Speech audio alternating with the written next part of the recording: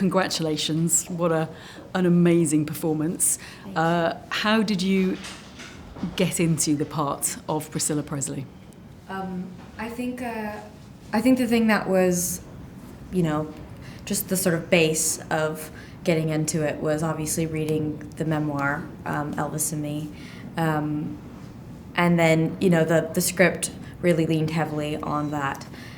And then obviously meeting Priscilla herself and sitting down with her and really taking that time and hearing the details of their life. And, this movie is really about emotion and impressions rather than sort of long scenes. It's sort of a fever dream. And so it was really important to hear about those intimate details or inside jokes that they share with each other. So getting that time with Priscilla herself, and she was so kind and generous to give me that time, was really essential for me. Yes, indeed, there is that dreamlike quality about it. It is also the story of, we join Priscilla at the age of 14 and we leave her some years later, right. And I guess that what's happened to her is she's grown up. Right, exactly. No, I think it was really essential to show the whole story from the time that she met him to the moment that she found her strength to leave that relationship. And I think Sofia really did such a beautiful job of weaving those years together, because it is such a long span of time. But I thought she did it really, really, really beautifully. As with all of Sofia's movies, it also looks beautiful. I mean, how did you prepare for playing a 14-year-old, somebody that is quite a bit younger than you are now? I think the thing that was key for that, and especially because we only shot for 30 days, and it was all completely out of order because we were doing it based off of locations.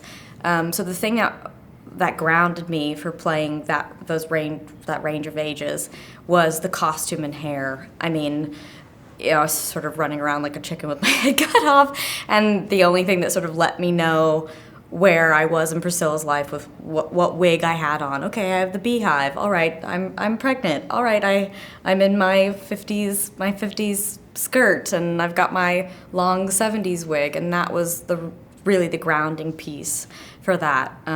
It's the only sort of thing I had to hold on to, but the costume and makeup department did such a beautiful job in shaping those looks and sort of taking creative liberties when we had the space, and then really nailing those iconic moments that we all know.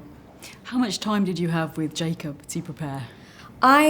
We were on it once the second week, because we didn't have tons of time to prep this movie. It all went really quickly, but the second I knew he was cast, I reached out to him, and we knew that the shoot was going to be so chaotic that it was really important that we felt comfortable around each other, we felt safe around each other, and so we started meeting up with each other almost immediately, and thank God we did, because that shoot was just so wild. And their relationship, one of the first things that Priscilla told me was, it's really important that we feel, despite everything that they had gone through, that there was real love there, and that she really cared for him.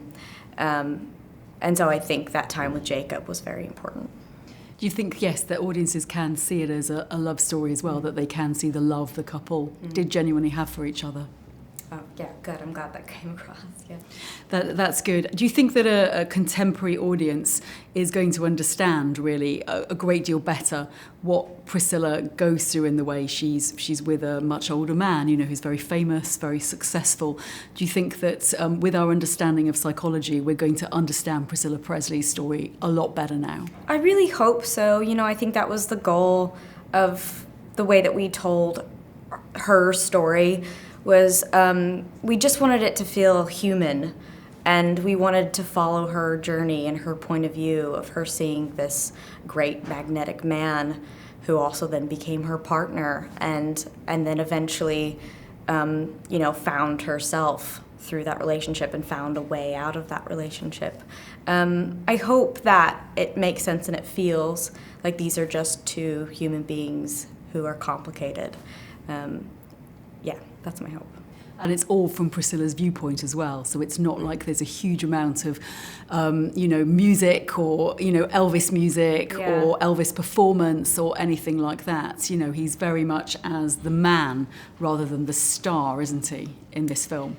Yeah, which I don't think we've really ever seen before. And I thought Jacob did a really fantastic job at playing an Elvis that was behind the curtains. The sort of vulnerable, insecure man who had the weight of the world on his shoulders, and this young woman who was trying to navigate how to be in his world, I think we see that in the film because I noticed that, you were always walking into Elvis, It feels like you're often walking into a room where Elvis is, She always had to go into his world, not the other way around. Would you agree with that? Yeah, absolutely. Yeah, she had to really sort of get some techniques down. There were sort of tricks about that she had to read the room pretty quickly, depending on what mood he was in, I think. And I think she learned that pretty early on. He was a very specific kind of person, and she had to navigate that.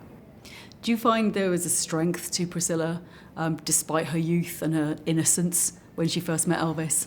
Yeah, I mean, I think, her early childhood, she was her father was in the Navy, and she was always moving schools. Was in the Air Force, sorry. Her father was in the Air Force, and so she was always moving around, and I think she had a real understanding of loneliness. And so when they met in Germany, I think, they met each other on that level. She definitely has a really sort of, she has a quiet strength about her that I think was really striking to me when I met her, but undeniable.